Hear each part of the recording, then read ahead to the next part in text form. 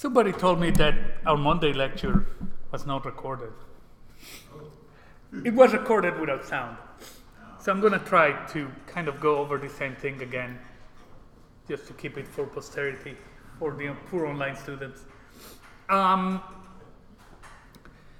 Just in case you hadn't realized it, today is the last day to drop an ad. Just in case you wanted. But anyway. Our data structure reminded you guys? Sure Yeah. I think I've mentioned it every class for the past 2 weeks or something like that, so you should know. But and I just sent an email to everybody. Just in case. So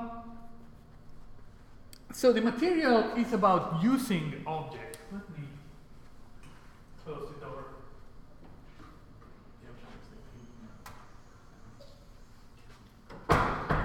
Up to now, we have used strings, and we have actually used scanners and things like that, right?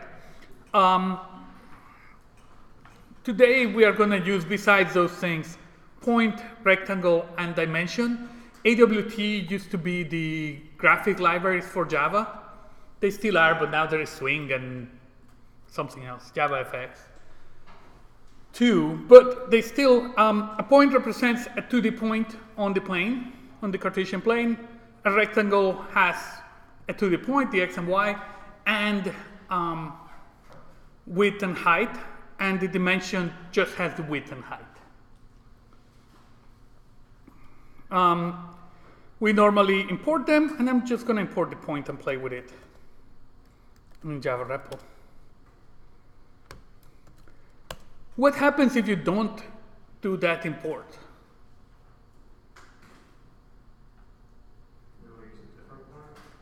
You have to use the full name, right?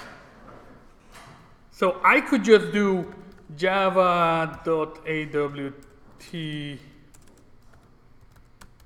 point, if I could type. That would help. New java.awt.point35. And that's perfectly okay. You can refer to the full name of the class. But given that I did this import, I can also just do point. And that import told Java, well, whenever you see point, we really mean java.awt.point.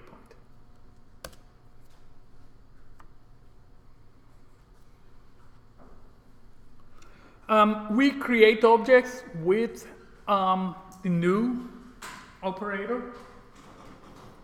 The new keyword, the new whatever Java calls it. Maybe it's keyword. And we call a constructor. We basically pass a bunch of arguments to the constructor of the class, and that gives us a new object. This allocates memory for the object and then returns a reference to the object. In Java, your object variables, your variables that contain objects, contain only references to the object. And so now I can have two variables reference the same object. We'll go deeper into that in a sec. Once I have an object or a reference to it, I can access its fields with the dot operator. A point has x and y as fields. And I can also call methods. Again, with the dot operator, a method needs parentheses and arguments, and if there are no arguments, I need to put the parentheses even if they are empty.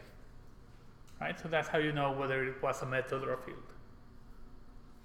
Right? We have done some of this stuff, right? We have done this dot length. Length, which was a method of the string class, right?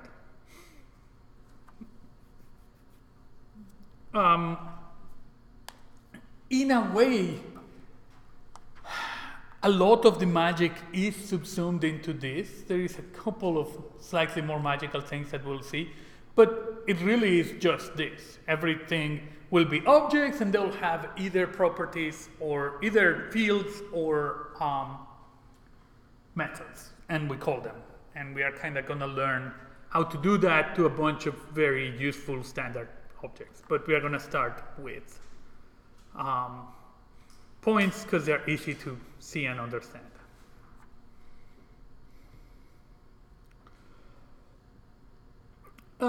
When we create primitives like int or something like that, the variable actually contains the values. So if we do int I equals 3, int j equals 4, this could be a diagram.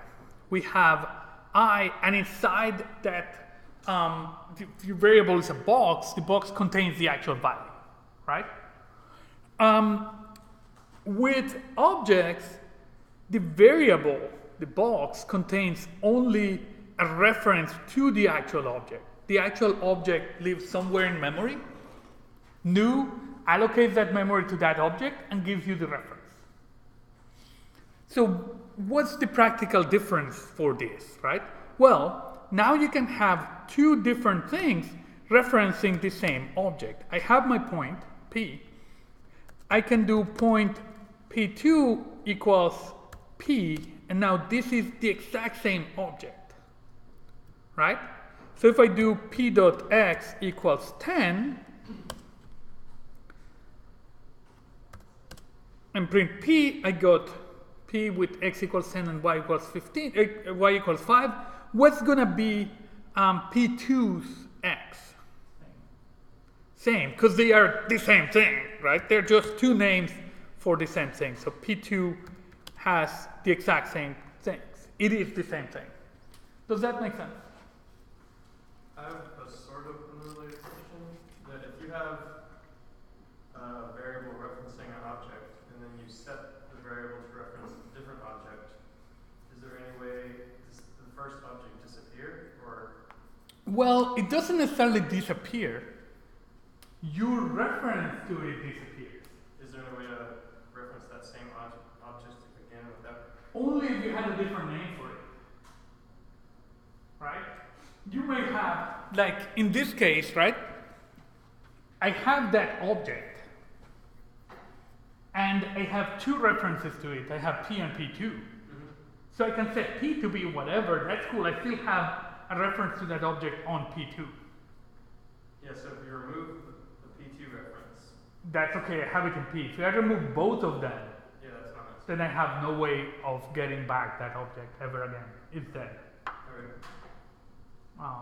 And what Java does is it uses what's called garbage collection to give you the impression that you have unlimited memory, unlimited-ish memory.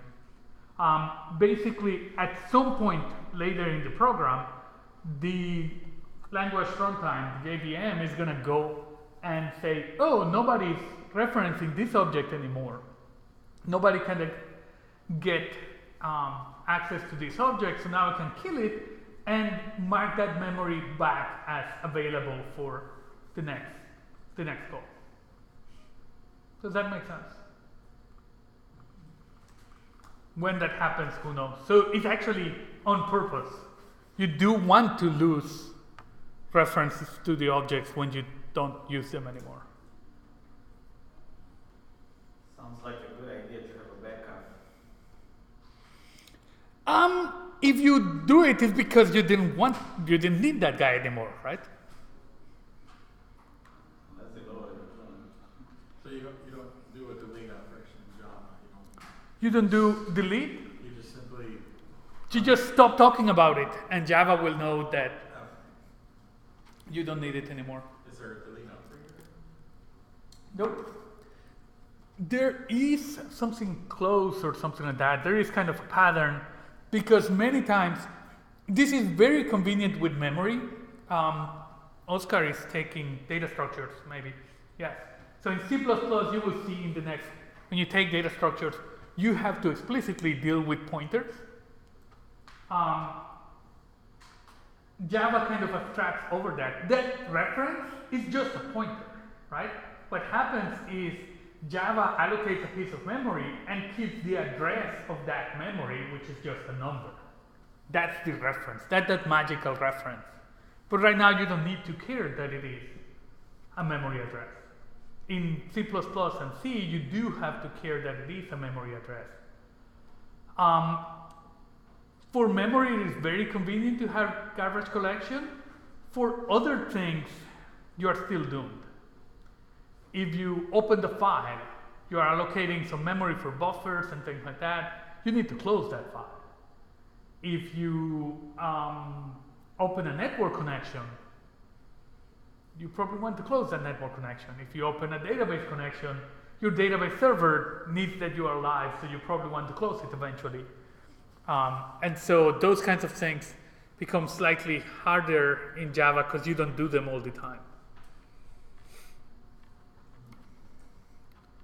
But yeah, many times you actually want to close the database connection and then leave the object alive or those things. So anyway, we are not going to get into that yet.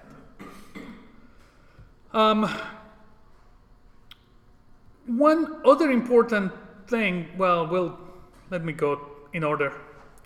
I can pass different constructors, different arguments to my constructor. The class defines a bunch of constructors, and I could call either one of them. So I could do p equals new point. We have done it with this, right? 3 and 4, and that creates a new point. I can do it with p2, and I'm passing another point rather than 2 ints, right? Passing one argument, which is a point, rather than 2, which is an int, and it still works. And I get a copy of that point. It's like a copy constructor in C++, but there is nothing magical about it. What happens if I pass a string? Yeah.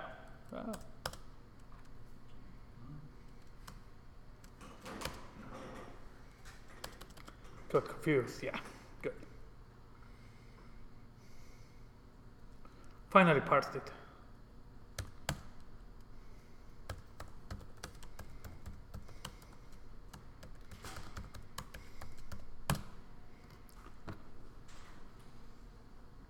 Incompatible, right? And it gets something that tells me, no, you can't do that, right? You cannot read it, but it says, you can read it? Slightly better. Looks really cool on my screen. Yeah. It assumes that what you meant is the constructor that takes 1 point. And so it tells you that's a string, and I cannot convert that string into a point. Right? How do you know which constructors and which things the class that you're using can do? Bing it. Yes, you can Google it.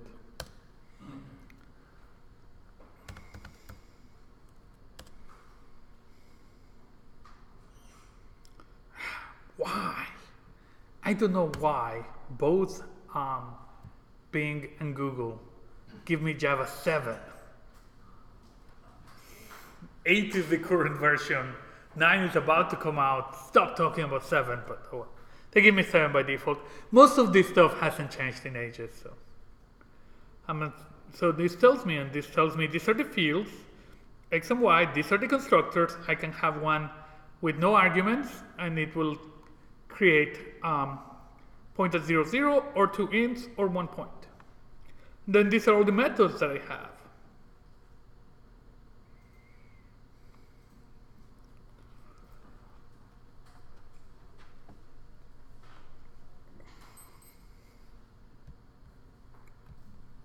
So Google is your friend, or Bing is your friend. Objects have 3 things. They have a state, they have an identity, right? Something else. They have a class, but they have a state and an identity, right? The state is the actual values inside. So 1 point may have an x of 3 and an x of 5, right? And each object has its own state.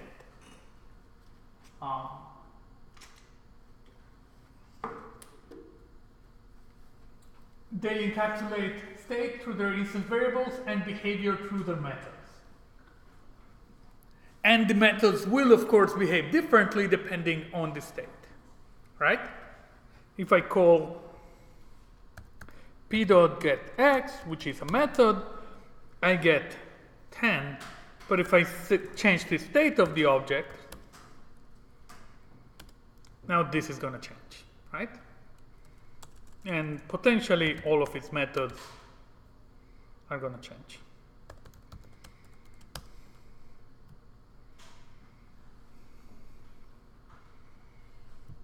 Now you'll get a different string, the one that represents the current state, and things like that, depending on what you're doing. The identity of the object is independent of the state, that is that location in memory, but you're not allowed to know. And so what this means is that I can now have aliasing and have two different variables pointing to the same object. Two different references pointing to the same object, right? That I have as a variable could be a whole expression that goes into 7 arrays and calls 17 methods and then eventually returns me an object, right? And so I may be getting that same object through some weird expression, right? And aliasing makes my life hard because now I don't know who changed what, right? If now I have two ways of talking about somebody, it's a lot easier to get confused, right? I call the same person Joe and John, it's gonna be trouble, right? So, but on the other hand, this allows me to pass things without making copies. So, we did this and you guys did it better than me, but bear with me, let's do it again. And I will not make a mistake this time.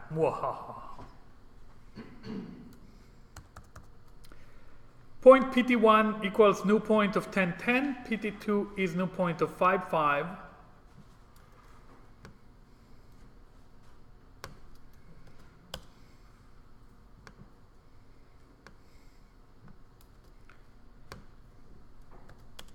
And then I'm calling something alias. I do point alias equals pt1, and then alias.x equals pt2.x. What did I change now? Whose x? Yes. pt1 now has 15 and 10, right? Because alias was pointing to it. Now I change the value of alias to be pt2. Alias.y plus equals 5, so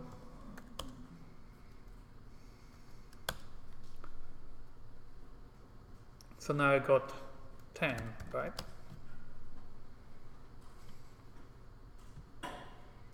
And then its sum equals pt1.x plus pt2.x, oops.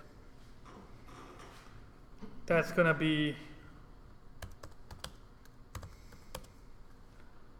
20, and the same for some y, actually.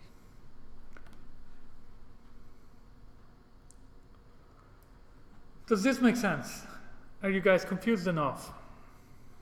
Yes? When you make a blank, the constructor of integers, but how come when you do the getX method it returns a double? Because that's a different method, it's not the field. I could pass, it could do whatever, right? It just decided to do it that way. It's actually a reason, but it's actually a reason why they decided to do it that way. Right? But there's nothing that tells you that, right? The methods have a different semantics. Does that make sense? Mm-hmm. It's just the methods can be whatever. And the documentation and the unit tests are what tells you what's true.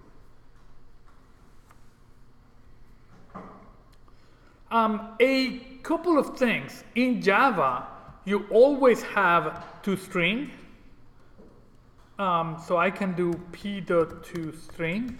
Every class has a toString method that returns you some kind of string. It may be something hideous, which is kind of the norm. But sometimes they do nice stuff, and you should be doing nice stuff. Usually it just prints the class name and the pointer numerically or something like that, but these are nice guys. The other one that is important is dot equals. We have pt1 and pt2, right? What happens if I do pt2 equals new point of pt1? pt1 has 15 and 10. pt2 has 15 and 10. Are they equal? It's like, well, it depends on what the heck do you mean by equal, right?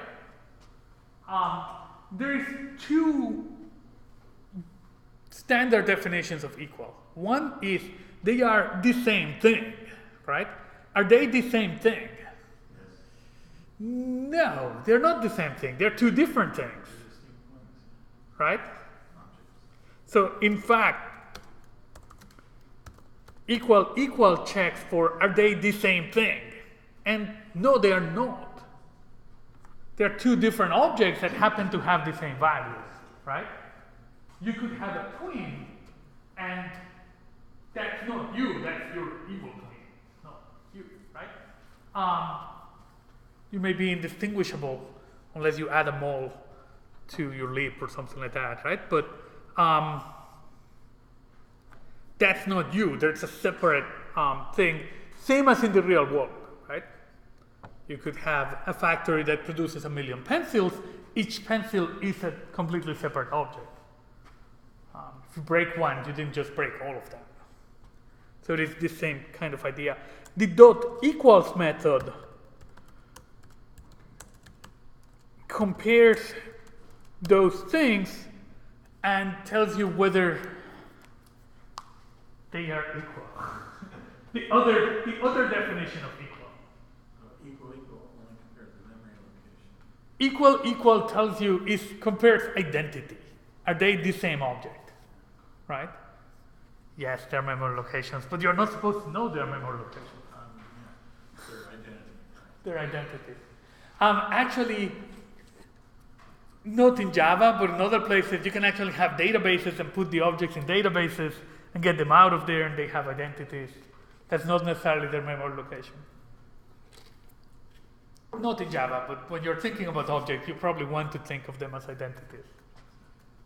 When you're thinking about memory locations, then you want to think about memory locations. But what does this equals method do? Here's the data values. Whatever the heck the guys who wrote it want, probably compared to data values. But it doesn't necessarily compare to data values, right? You could have a definition of equality that said, oh, I don't care if it's positive or negative, so I compare only their absolute values. Or I think of them as a vector and my equal is the magnitude of the vector, right? And so it's whatever the heck they want. Usually it's the state, but you also get into deeper things of state, right? If you have a rectangle that contains a point and a dimension, right?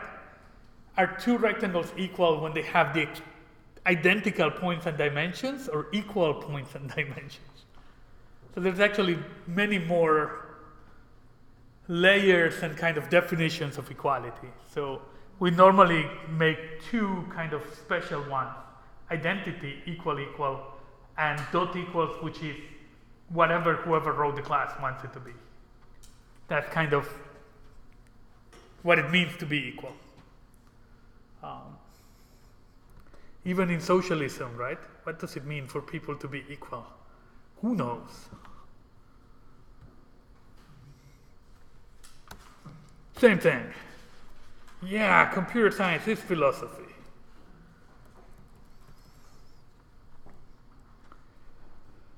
So equality is dot equals and identity is equal.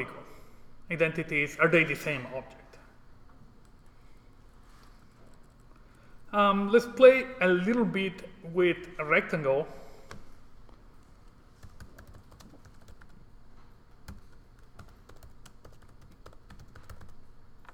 What did I do to import? So I don't get carpal tunnel syndrome, right?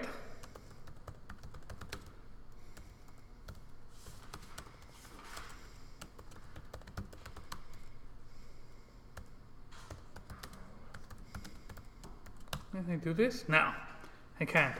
Oh, and this lists all the possible ones. You try to pass me a point and 2 ints, and you guys cannot read a thing, right? But that doesn't work. So these are all the possibilities. And it's listing all the possibilities. Isn't that nice? So I could do 5, 5, 10, 10. And because I've read the documentation, I know that actually means that they're dead. Okay, I typed it wrong.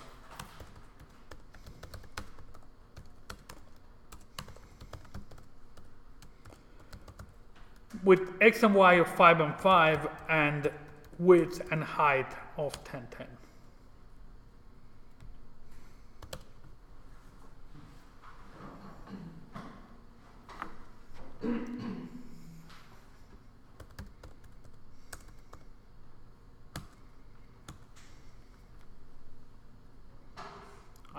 These are all the things that I can do.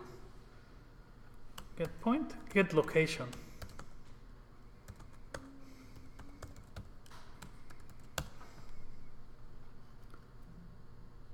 Did you notice that point had a get location?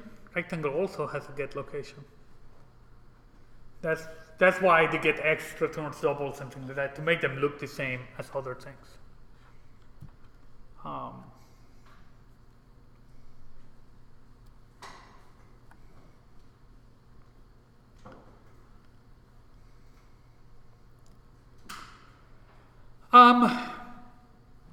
You can define functions that operate in objects, right? Or that return objects. How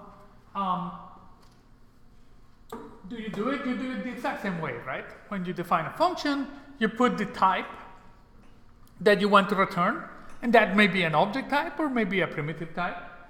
And then when you do the parameters, you put the types, right? And those, again, may be objects or primitives. So this would be a function Boolean is to the left, point P1, point P2, and what's left and what's right, and right. For now, believe me that x grows to the right and y grows to the bottom. Yeah. There are kind of two models of coordinates that make sense for computer screens. One is how we read in English, which would make 0, 0 is at the top left. The other one is how we do it in math, which would mean 0, 0 is at the bottom left. It's still left. Actually, there could be other things, right? You could put it in the middle of the screen or something like that, but we could have get area. Let me do this one. And we can't do it in REPL because the REPL pseudo sucks. I have to put it in one line.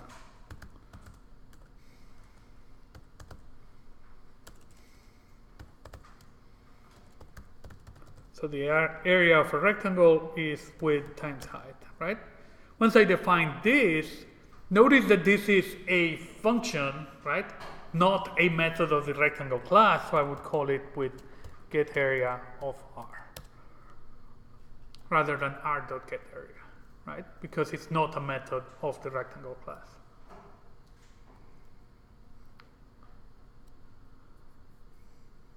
Does this make sense?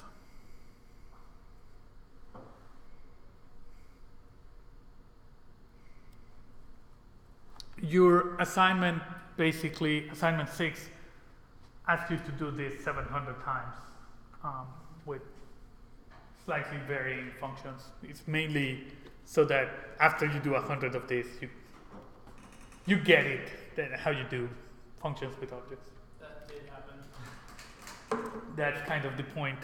By the way, a reminder, this class is a lot of drop and give me 20, right?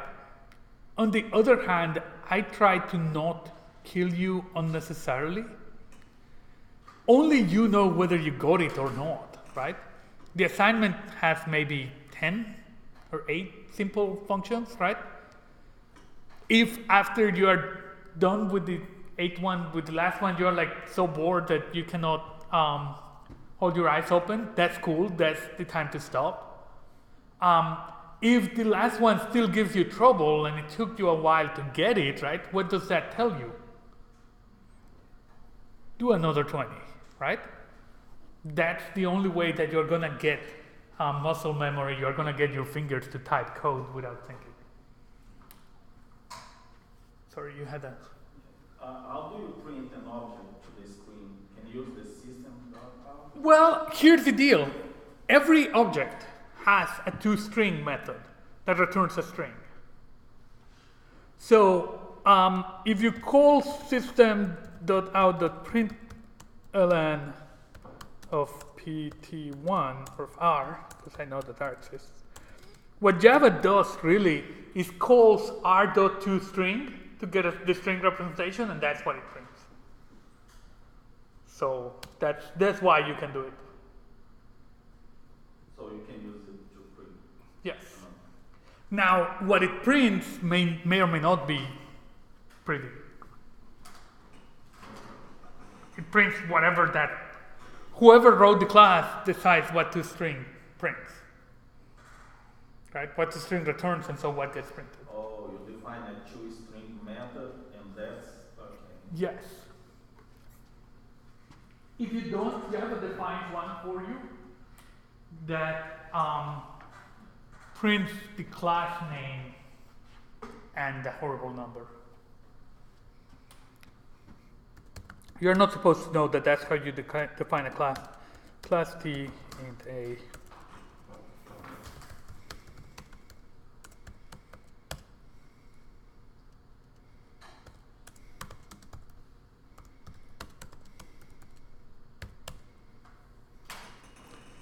This is what you're gonna see by default. Unless you define a toString method that does nice things. That's the memory location. Potentially. Yes it is, but I wouldn't bet my life on it. I have no clue what it prints, right? It's just a number. It is the memory location, But how, when you're writing a code and somebody's passing you an object, how do you check they are passing the right stuff? How do you print it on the screen? Why do you need to print it on the screen? Well, to check what you're getting so you can write your code and like your thing. You could try to print it on the screen, right? And that will do toString, but you know what you're getting. You got documentation, right? If you're passing me a point, right? I don't care unless my goal in life is to print stuff to the screen. I don't necessarily want to print it to the screen. I want to verify that the point that you pass me has an x of 10 and a y of 5, right? Or the x is bigger than the y or something like that, right? That I can check. P.x greater than P.y or whatever, right? There is not always a reason for me to print it to the screen. For debugging purposes, yes. But many times you have a debugger and you can go look. There is not necessarily a reason to print stuff to the screen. Right now, I print everything to the screen all the time. But there is no guaranteed way of getting all the fields through. You can do complicated stuff, but normally you get whatever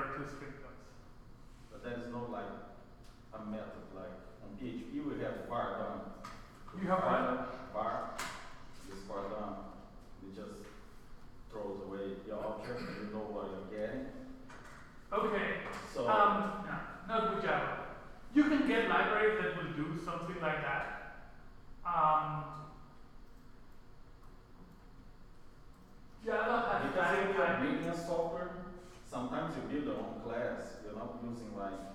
Yeah, if you build your own class, you know exactly where to go, right? Yeah, but if you're on a team of 40 developers and you just. You bug the other guys until they give you documentation for their freaking class. Okay. I mean, no, actually, nobody writes documentation. Sorry. Never mind. We don't actually write documentation. We just say we do. Actually, in that case, when you're working on a team, you have access to the source code, so you can go do it. Right? But normally, if you don't have a clue about what's coming in, then why the heck are you using it? And you need to understand what's coming in and what's, right? You need to know in a statically typed thing, you have a type, so you know what kind of thing is coming.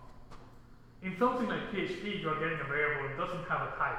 The type is dynamic, so you have no clue what's coming in. In something like Java, you have the type, so it has to be a point, and you can go look at the definition of the point class, which we'll talk in a couple of weeks, and then you can see what it all the fields that it contains. Does that make sense? That's why you in something like Java, which is a statically typed language,